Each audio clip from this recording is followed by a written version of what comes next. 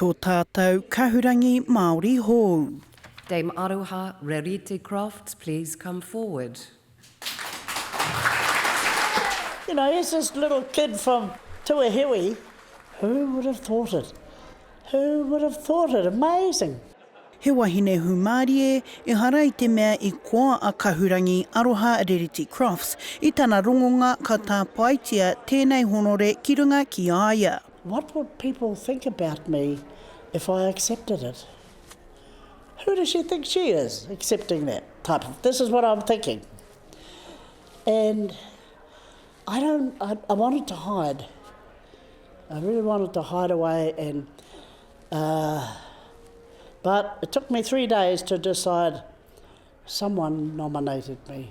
Ka tahi te wahine pakanga mō na iwi, mō ngā take wāhine, me te pani, me te rawa kore, he oi anō, hei tāna, ko tana e ki ngā nui, ko te hoki ki te kura tuarua me ana tamariki.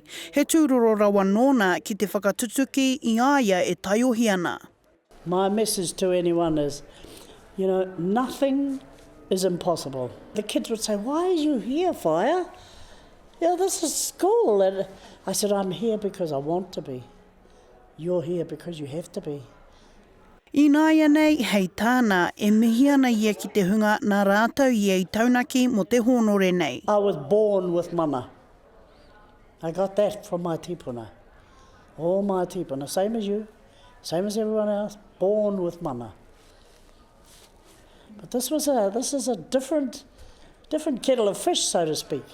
Forever grateful. Not only for me, my whānau, my hapu, my iwi, but for all of us who are enjoying it.